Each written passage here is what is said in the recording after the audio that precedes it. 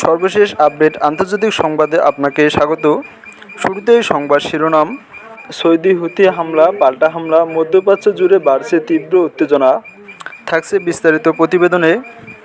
এরপর জানিয়ে দেব, ইসরায়েলকে স্বীকৃতি না দিলে পারমাণবিক চুক্তি কার্যকর নয়, উভয় সংকটে সৌদি। থাকছে বিস্তারিত প্রতিবেদনে।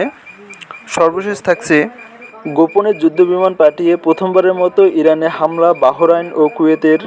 সব ধরনের সংবাদ সবার আগে পেতে আমার WNews24 চ্যানেলটি সাবস্ক্রাইব করে সাথে থাকুন। এতক্ষণ শুনছিলেন সংবাদ শিরোনাম, এবারে বিস্তারিত।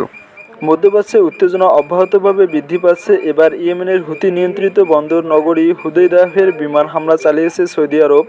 মার্কিন যুক্তরাষ্ট্র ও ইরানের মধ্যবর্তী আঞ্চলিক উত্তেজনার মধ্যেই এমন সামরিক পদক্ষেপ সামনে এলো।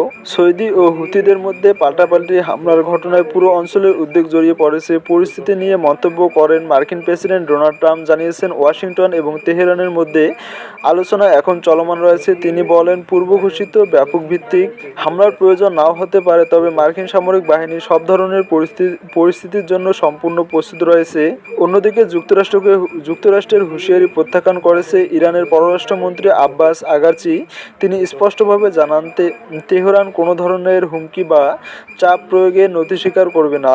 এদিকে অধিকৃত পশ্চিম তীরে সংঘাত আরও জোরদার করেছে ইসরায়েলি সামরিক বাহিনী। শুক্রবার নাবলুসের দক্ষিণ-পশ্চিম এক সহিংসতায় 4 ফিলিস্তিনি ও 2 ইসরায়েলি সেনাসহ মোট 6 জন নিহত হন।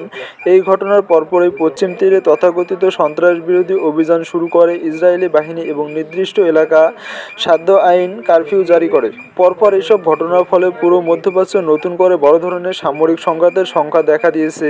ইসরায়েলকে স্বীকৃতি না দিলে পারমাণবিক চুক্তি কার্যকর নয়, উভয় সংকটে সৌদি। তিনি বলেছেন, ইসরায়েলকে স্বীকৃতি দিলে তারা আব্রাহাম অ্যাকর্ডসে যোগ দিলেই কেবল তখনই ওয়াশিংটন ও রিয়াদের মধ্যে স্বাক্ষরিত বেসামরিক পারমাণবিক সহযোগিতা সংক্রান্ত চুক্তিটি কার্যকর হবে। আব্রাহাম অ্যাকর্ডস হল ইসরায়েল ও কয়েকটি আরব রাষ্ট্রের মধ্যে কূটনৈতিক সম্পর্কে স্বাভাবিক করার লক্ষ্যে করা একগুচ্ছ চুক্তি, যা 2020 সালে প্রেসিডেন্ট ট্রাম্পের প্রথম মেয়াদে স্বাক্ষরিত হয়েছিল। মুসলিম দেশগুলোর মধ্যে এখন পর্যন্ত সংযুক্ত আরব আমিরাত, বাহরাইন, মরক্কো এবং সুদান আব্রাহাম অ্যাকর্ডসে যোগ দিয়েছে। ট্রাম্পের নতুন মন্তব্য সৌদি সরকারকে উভয় সংকটে ফেলে দিয়েছে বলে মনে করছে বিশ্লেষকরা। কারণ সৌদি আরবে দীর্ঘদিন ধরে বলে আসছে, তারা ফিলিস্তিন রাষ্ট্রের প্রতিষ্ঠার একটি গ্রহণযোগ্য রূপরেখা নিয়ে সমঝোতা না হওয়া পর্যন্ত ওই চুক্তিতে যোগ দিবেন না। এখন ট্রাম্প বলছেন, সৌদি আরবের সঙ্গে যুক্তরাষ্ট্রের সাম্প্রতিক যে পারমাণবিক চুক্তি সই করেছে সেটার ভবিষ্যৎ নির্ভর করছে আব্রাহাম অ্যাকর্ডসে যোগদানের সিদ্ধান্তের উপর। এছাড়াও চুক্তিটি কার্যকর হলে সৌদি সরকার পারমাণবিক অস্ত্র তৈরির অনুমতি পাবে না বলেও জানিয়েছে তিনি। বৃহস্পতিবার সামাজিক যোগাযোগ মাধ্যম টুইট সোশ্যালে দেওয়া এক পোস্টে ট্রাম্প বলেছেন, চুক্তির আওতায় সৌদি সরকার কেবল বিদ্যুৎ উৎপাদনের মতো বেসামরিক কাজেই পারমাণবিক কেন্দ্র ব্যবহার করতে পারবে। এদিকে আজ বৃহস্পতিবার সংবাদ সম্মেলনে হোয়াইট হাউসের প্রেস সেক্রেটারি ক্যারোলিন লেভিট বলেছেন, সৌদি আরবের সঙ্গে পারমাণবিক চুক্তিটি দেশটির আব্রাহাম অ্যাকর্ডস এ যোগ দেওয়ার উপর নির্ভরশীল। তিনি আরও বলেন, এটি এমন একটি সত্য যা নিয়ে প্রেসিডেন্ট আমাদের উপসাগরীয় এবং আরব মিত্রদের সঙ্গে বহুবার আলোচনা করেছেন। লেভিট জানায়, মধ্যপ্রাচ্যের দেশগুলো আব্রাহাম অ্যাকর্ডসে স্বাক্ষর করুন। এটি ছিল তার প্রথম মেয়াদের অন্যতম ঐতিহাসিক অর্জন। তিনি আরও বলেন, ট্রাম্প চান পারমাণবিক চুক্তিগুলোর পরিধি আরও বিস্তৃত হোক। আব্রাহাম অ্যাকর্ডস মার্কিন প্রেসিডেন্টের দীর্ঘমেয়াদী লক্ষ্যের অংশ, যাতে মধ্যপ্রাচ্যের এক শান্তিপূর্ণ ও স্থিতিশীল অঞ্চলে পরিণত হয়।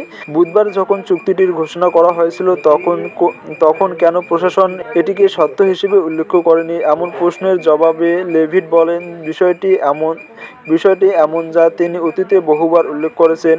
লেভিট আরও বলেন, আপনারা জানেন, চূড়ান্ত চুক্তির বিষয়টি সবসময় প্রেসিডেন্টের হাতে থাকে, আর সবকিছুই প্রেসিডেন্ট নির্ধারণ করেন। লেভিট জানায়, প্রেসিডেন্ট বলেছে, যদি সৌদি আরব আব্রাহাম অ্যাকর্ডসে যোগ না দেয় তবে চুক্তিটি বাতিল হয়ে যাবে। গোপনে যুদ্ধবিমান পাঠিয়ে প্রথমবারের মতো ইরানে হামলা। বাহরাইন ও কুয়েতের উপসাগরীয় দেশ বাহরাইন ও কুয়েত চলতি মাসের শুরুতে নীরবে যুদ্ধবিমান পাঠিয়ে ইরানের অভ্যন্তরে একাধিক সামরিক স্থাপনায় হামলা চালিয়েছে বলে দাবি করেছে মার্কিন সংবাদ মাধ্যম দ্য ওয়াল স্ট্রিট জার্নাল। শুক্রবার 24 জুলাই প্রকাশিত এক প্রতিবেদনে নাম প্রকাশে অনিচ্ছুক সংশ্লিষ্ট সূত্রের বরাতে এ তথ্য জানানো হয়। প্রতিবেদনে বলা হয়, হামলার লক্ষ্য ছিল ড্রোন এবং ক্ষেপণাস্ত্র সংরক্ষণের জন্য ব্যবহৃত স্থাপনা এবং ইরানের আরও কয়েকটি সামরিক অবকাঠামো। সূত্রগুলোর দাবি, তেহরানের বিরুদ্ধে বাহরাইন ও কুয়েতের এটি প্রথম প্রত্যক্ষ সামরিক অভিযান। প্রতিবেদন অনুযায়ী সংযুক্ত আরব আমিরাত এই অভিযানের সম্ভাব্য লক্ষ্যবস্তু সম্পর্কে গোয়েন্দা তথ্য সরবরাহের পাশাপাশি প্রতিরক্ষামূলক আকাশ সহায়তা দিয়েছে। এতে ইরানের মোকাবেলায় আরব দেশগুলোর মধ্যে সমন্বয় আরও জোরদার হওয়ার ইঙ্গিত পাওয়া যাচ্ছে। গত কয়েক সপ্তাহ ধরে ইরান তার পাল্টা হামলার বড় অংশ বাহরাইন ও কুয়েতকে লক্ষ্য করে পরিচালনা করেছে। দুটিতে যুক্তরাষ্ট্রের গুরুত্বপূর্ণ সামরিক ঘাঁটি রয়েছে। ওয়াল স্ট্রিট জার্নালের প্রতিবেদনে আরও বলা হয়, বাহরাইন ও কুয়েতের বিমানবাহিনী তুলনামূলকভাবে ছোট এবং যুক্তরাষ্ট্র ও ইউরোপের নির্মিত যুদ্ধবিমানের উপর নির্ভরশীল হলেও ইরানের ধারাবাহিক হামলার জবাব না দিয়ে থাকার অবস্থা তারা ছিল না। এদিকে গত 2 সপ্তাহে মধ্যপ্রাচ্যের উত্তেজনা আরও বেড়ে যায় যখন যুক্তরাষ্ট্রের প্রেসিডেন্ট ডোনাল্ড ট্রাম্প 8 জুলাই ঘোষণা দেন যে ইসলামাবাদ সমঝোতা স্মারক এর আওতায় কার্যকর যুদ্ধবিরতি আর বহাল নেই। এরপর থেকে মার্কিন যুক্তরাষ্ট্র এবং ইরানের মধ্যে পাল্টাপাল্টি হামলা অব্যাহত রয়েছে। ওয়াশিংটন ইরানের অভ্যন্তরে বিভিন্ন স্থাপনায় হামলা চালিয়েছে বলে জানা গেছে। অন্যদিকে তেহরানের দাবি, তারা মধ্যপ্রাচ্যের বিভিন্ন দেশে অবস্থিত যুক্তরাষ্ট্রের সামরিক স্থাপনা ও সরঞ্জাম লক্ষ্য করে হামলা চালিয়েছে।